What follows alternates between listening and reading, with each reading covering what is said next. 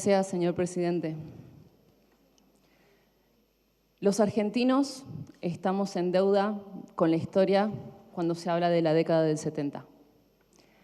Porque los discursos predominantes se habla solamente de una parte de la historia, intencionalmente selectiva, elaborada y propagada por sectores que buscaron construir un relato según la ideología política. Y de esta manera se le ha negado a múltiples sectores de la sociedad poder exigir justicia. Se le ha negado la posibilidad de hacer luto y exigir justicia para sus muertos. Durante décadas se ha negado la posibilidad de hacer visible una pluralidad de relatos y de historias subyacentes sobre nuestra historia.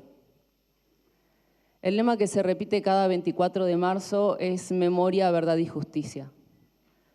Pero la justicia judicial ha sido solo para un sector de la sociedad, mientras que otros han sido relegados u olvidados.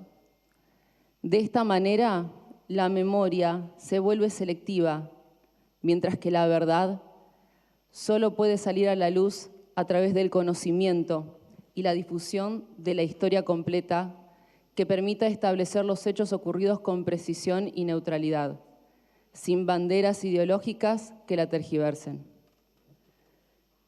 Lamentablemente, durante décadas, prevaleció un relato promovido por el oficialismo y reproducido por sus medios de propaganda que niegan la existencia o reducen la relevancia de la violencia provocada y llevada a cabo por grupos guerrilleros armados que secuestraban y asesinaban civiles, policías y militares, como lo hicieron los montoneros, el Ejército Revolucionario del Pueblo, el Ejército Revolucionario de las Armas y las Fuerzas Armadas Peronistas, organizaciones cuyos integrantes nunca fueron debidamente juzgados por hechos atroces contra la vida y la libertad, en tanto crímenes de lesa humanidad. Esto consolidó la impunidad de los guerrilleros terroristas, consagrando su impunidad jurídica hasta el día de hoy. Muchos de esos exguerrilleros ocuparon y ocupan cargos políticos, cobraron indemnizaciones millonarias y cobran pensiones del Estado, lo que ha quedado oculto gracias a la hegemonía de ese relato que sostiene y que permitió además estigmatizar, marginar y reprimir a todos aquellos que se atrevan a cuestionarlo.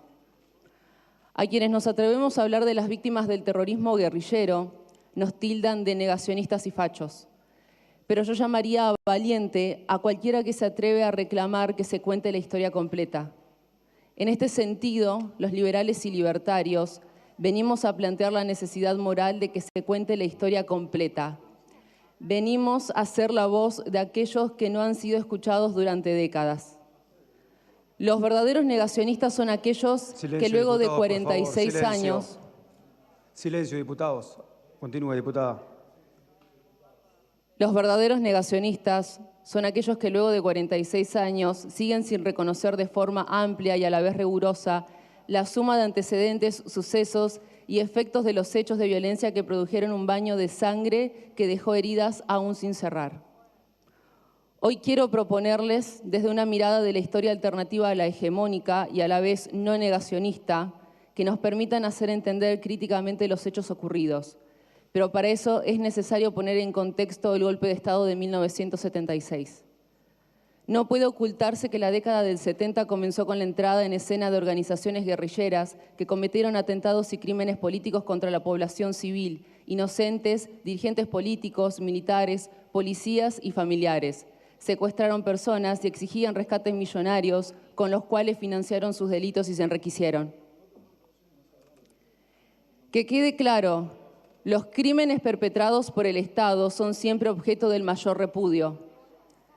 Pero a la vez tenemos Silencio, diputado, por favor, que continúe la diputada Fleitas. Continúe, diputada. Pero a la vez tenemos que preguntarnos por qué no lo han sido en la misma medida los perpetrados por organizaciones paramilitares. ¿Por qué se ha reducido el rol de víctimas pasivas a los autores de tan terribles delitos? Déjenme decirles que el terrorismo de Estado y el terrorismo revolucionario son formas de terrorismo que operan en una contingencia histórica de extrema violencia que es imposible disociar. tienen en común la muerte, el dolor y la violación de los derechos humanos. Todo lo que una visión parcializada y meramente partidista impiden comprender cabalmente. Y para ponerle rostro a lo expresado, hoy en este recinto quiero contarles brevemente 3 historias que representan los múltiples hechos criminales cometidos por distintas organizaciones de esa época. La primera la extraigo del libro Los otros muertos de la diputada Victoria Villarroel y el abogado Carlos Manfroni, que recolecta testimonios acerca de tantas tristes historias.